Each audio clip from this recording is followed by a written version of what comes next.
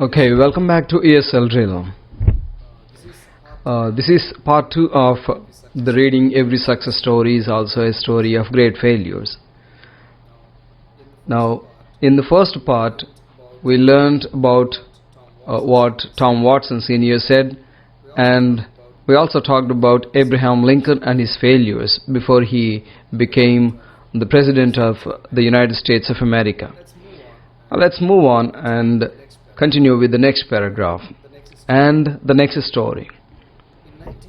In 1913, Lee De Forest, inventor of the triodes tube, was charged by the district attorney for using fraudulent means to mislead the public into buying stocks of his company by claiming that he could transmit the human voice across the Atlantic. He was publicly humiliated. Can you imagine where we would be without his invention? Well, this is Lee De Forest. Now, this man was charged by the district attorney. So charge, let's understand what this verb charge means. So charge means to accuse somebody formally, officially of a crime so that there can be a trial, so that there can be proceedings in court. So charge means here to blame somebody because that person has committed a crime. Okay, we'll discuss what crime this man committed. Lee De Forest committed according to the district attorney. First, let's know who that district attorney is. The district attorney, especially in America, is a lawyer who is responsible for bringing criminal charges against somebody in a particular area or state. So this person, this district attorney, this lawyer has that authority to bring a criminal case, a criminal charge against anyone who commits a crime. So this man, this lawyer thought that Lee De Forest was using fraudulent means, fraudulent ways. So what does fraudulent mean here? So fraudulent means dishonest and illegal. So the district attorney felt that Lee De Forest was using dishonest means, dishonest ways, illegal ways to mislead the public into buying stocks of his company. It means here he tried to make the public buy stocks of his company. Now what is a stock? Stock is a share that somebody buys in a company. Okay, now here he asked the people to buy stocks of his company and invest money into his company so that he can produce more triodes tubes. Now what was the claim made by him? What did he say that he was able to do? He said that he was able to transmit the human voice across the Atlantic. Now he said that it was possible. With the invention of the triodes tube, he said it was possible to send human voice to a long distance. But that man was not believed by anyone. People did not believe him. He was publicly humiliated. So what does humiliate mean? Humiliate means to make somebody feel ashamed. The simple meaning is to insult. He was publicly insulted. Now can you imagine where we would be without his invention? We cannot really imagine, because we cannot imagine the present technological world without the invention of the triodes tube. Okay, let's move on and then know more about this man, this triodes tube. So a triode is an electronic amplification tube having 3 active electrodes. Invented in 1906, the triode vacuum tube was the first electronic amplification device. This invention founded the electronic age, making possible amplified radio technology and long-distance telephony. Now, a triode is an electronic amplification tube. So, what is amplification? So, this amplification is a noun, and the verb form of it is amplify. Let's understand this meaning. Amplify means to make sound louder. So what does an amplification tube do?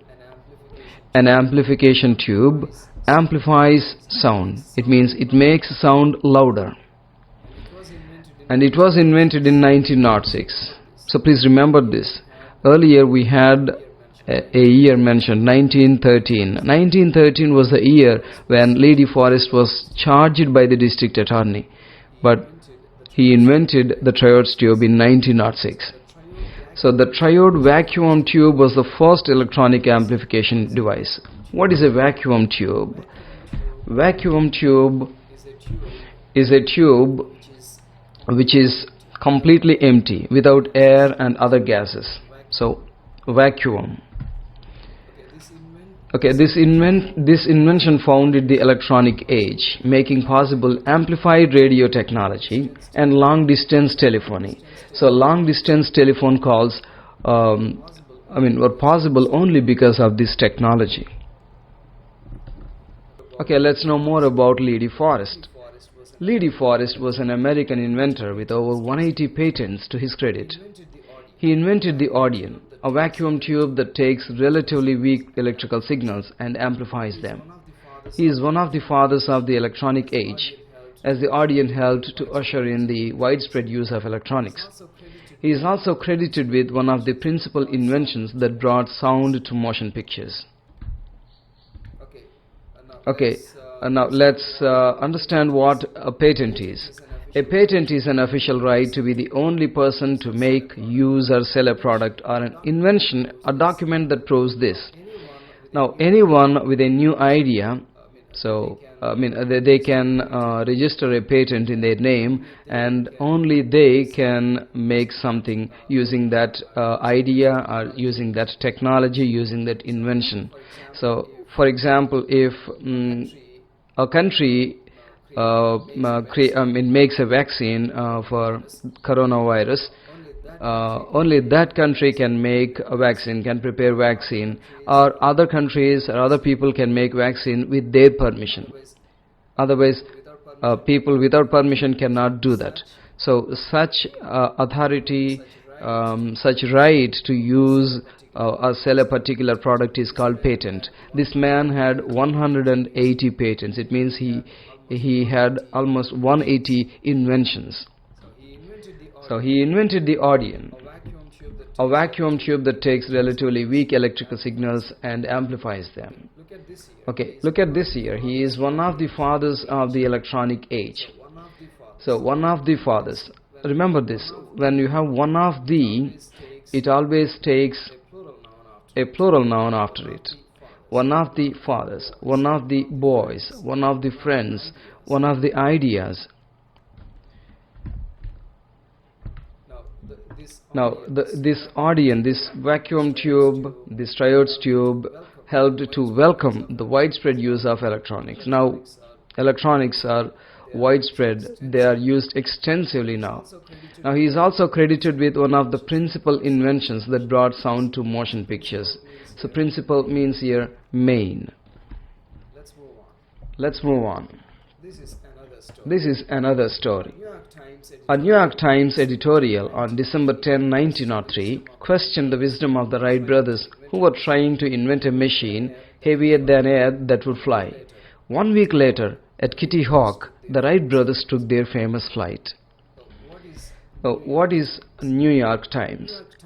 New York Times is a newspaper, a daily newspaper that's published from New York in America. A New York Times editorial. Let's see what this editorial is. An editorial is an article written by the editor of a newspaper expressing an opinion on something.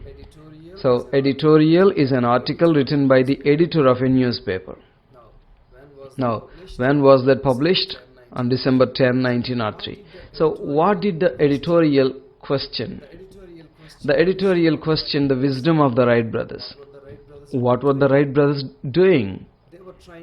They were trying to invent a machine which was heavier than air that would fly. Now, what was the question raised by the editorial of New York Times?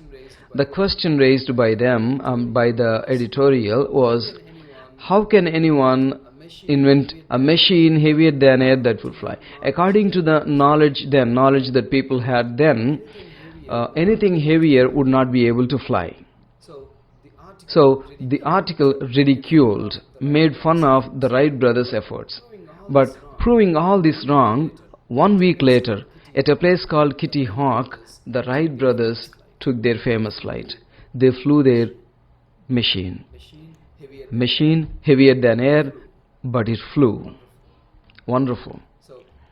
So the failure these people, the Wright brothers, had was being questioned by the editorial.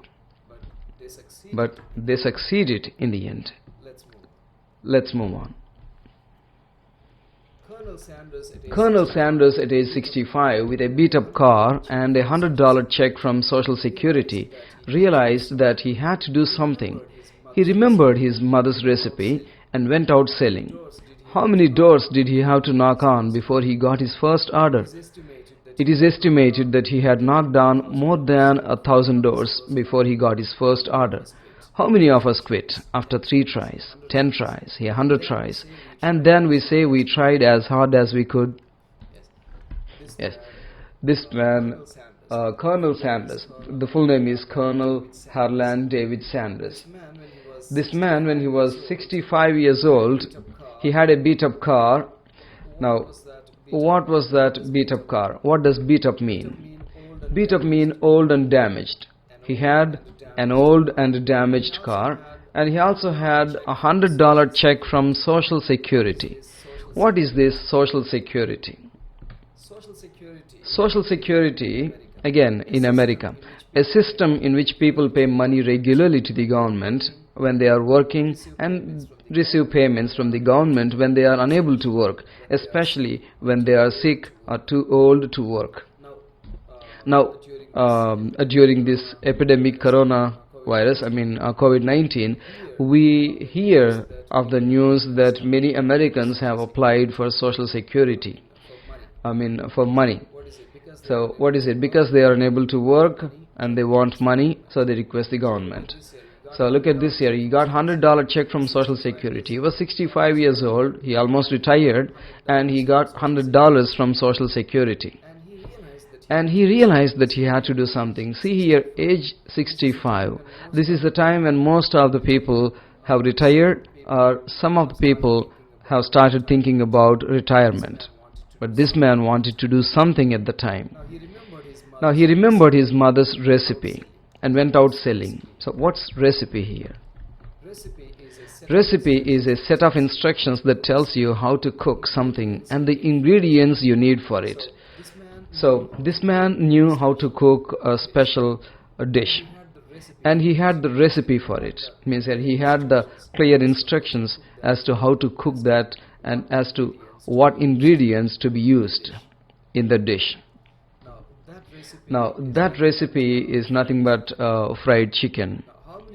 Now how many doors did he have to knock on before he got his first order? So we think that maybe 1 or 2 times. This man was the founder of KFC, Kentucky Fried Chicken, the famous chain restaurant in the world. KFC. There's no one who doesn't know about KFC, Kentucky Fried Chicken. So, but this man's success was not that easy. This man had to meet almost 1,000 people before he got his first order. He was also trying to find a business partner, a restaurant that could sell his recipe.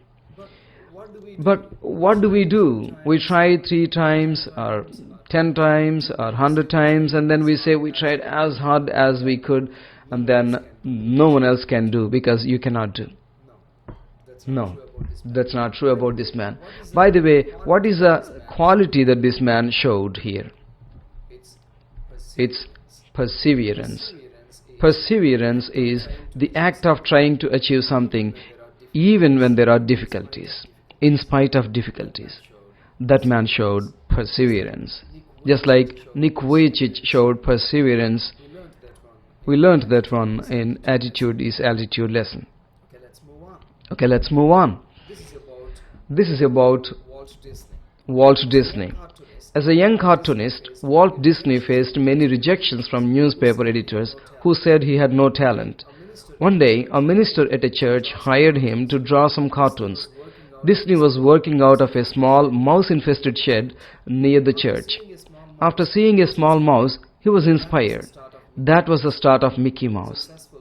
Successful people don't do great things. They only do small things in a great way. Wonderful. This man is Walt Disney. This man faced many rejections from newspaper editors. He approached many newspaper editors saying that he could draw cartoons, but they all said that he had no talent at all. But somehow somebody had to give him a chance, and there was the chance. A minister at a church hired him. A minister is a priest in a church. That man hired him to draw some cartoons. So what does hire mean? Hire means to employ somebody for a short time to do a particular job. So a teacher can be hired by a school. So it means here they employ the teacher for a short time to do a teaching part, and they pay something to that man or to that woman. So hire. So the priest might the priest. So the priest said that he would pay something for drawing some cartoons, and Disney started working. But he was working in a small mouse-infested shed. What is this? Mouse-infested shed is a shed full of mice. Mouse, and the plural form is mice. He was working in a shed. There were many mice. And what happened then? He saw a small mouse and he was inspired looking at that mouse. And you know what happened. The new and exciting character, Mickey Mouse, came into existence. So, successful people don't do great things. They only do small things in a great way. They are inspired by small things. They put their ideas into action immediately. Even small things. Good. So, this is the picture for your reference. This is not the real one, by the way. Okay. Move on to the next one. One day, a partially deaf 4-year-old kid came home with a note in his pocket from his teacher. "Your Tommy is too stupid to learn. Get him out of the school." His mother read the note and answered, "My Tommy is not stupid to learn. I will teach him myself." And that Tommy grew up to be the great Thomas Edison. Thomas Edison had only 3 months of formal schooling, and he was partially deaf. Okay, this is Edison. Edison was partially deaf. What does partially mean? Partially, not completely. He was not fully deaf, but partially deaf to some extent. Okay. This man came home with a note in his pocket. The teacher, Edison's teacher, sent the note. And the note said this: "Your Tommy is too stupid to learn. Get him out of the school." The teacher felt that Tommy was not able to learn anything because he was stupid. And he asked the parents to take the child home, out of the school. But his mother was not disappointed. She said that her Tommy, Edison, was not stupid to learn, and she said that she would teach him herself. And you know what? This man had just 3 months of formal schooling, just 3 months of official schooling. But you know what he invented? Many. One of the big inventions that he made was inventing the light bulb. And this man, with just 3 months of formal schooling and with partial deafness, invented the light bulb, which is considered one of the greatest inventions of all time. Now, Henry Ford forgot to put the reverse gear in the first car he made. Do you consider these people failures? They succeeded in spite of problems, not in the absence of them. But to the outside world, it appears as though they just got lucky. Now, Henry Ford, a famous industrialist. Ford cars as well. So gear. So he forgot to put the reverse gear. So see here, focus on the pronunciation. This is not gear, this is gear. Gear. Gear is the machinery in a vehicle, such as a car, truck or bicycle, that we use to go comfortably at different speeds. So for your reference, look at this picture.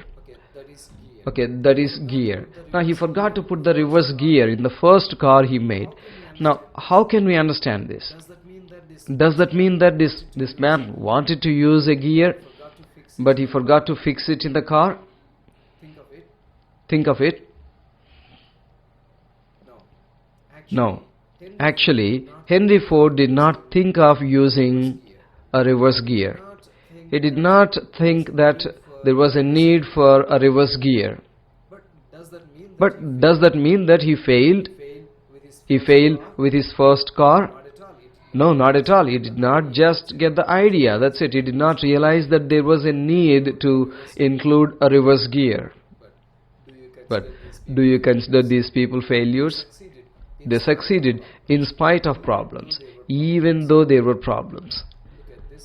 Look at this year. In spite of problems, though there were problems. That is the meaning. Now, they succeeded though there were problems. Not in the absence of problems, but to the outside world it appears, it looks like they just got lucky.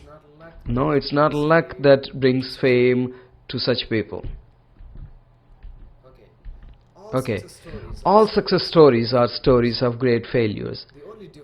The only difference is that every time they failed, they bounced back. This is called failing forward rather than backward. You learn and move forward. Learn from your failure and keep moving.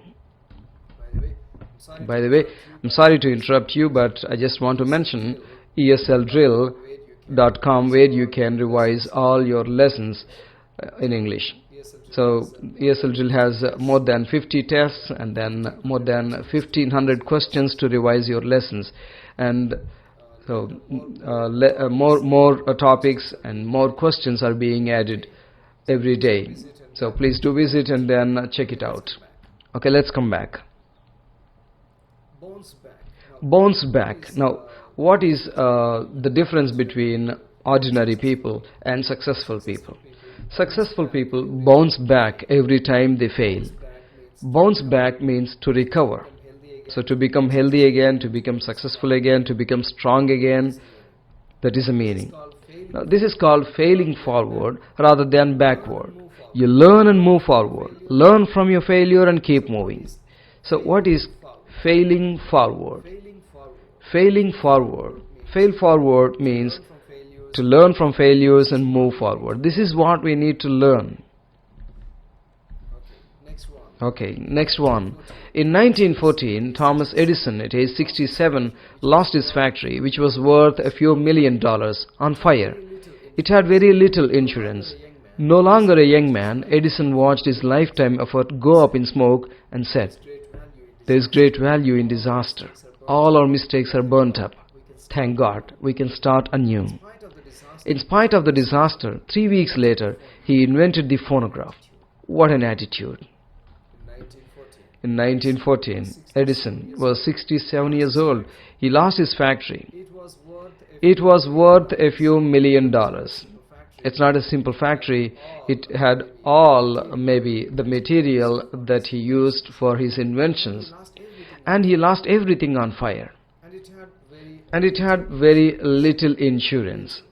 Little. No, little, a little.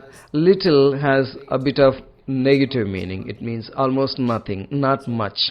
So little means he had not much insurance. He would not get much money back. No longer a young man. It means he had not being a young man any longer. It means Edison was not a young man. We know that he was 67. He just watched his lifetime effort go up in smoke. As his lifetime effort, his factory was going on fire, this man just watched. And he also said, "There is great value in disaster. All our mistakes are burnt up. Thank God we can start anew." Look at that attitude, positive attitude and sense of humor as well. He said, all our mistakes are burnt up. Just imagine that your teacher gives you a project and then you do something, you try it in a way and then you are not satisfied. You have submitted that work to the teacher and then all other students' works are better than yours. And suddenly something happens and then the teacher loses all the projects submitted by the teachers and then she asks you to try them again.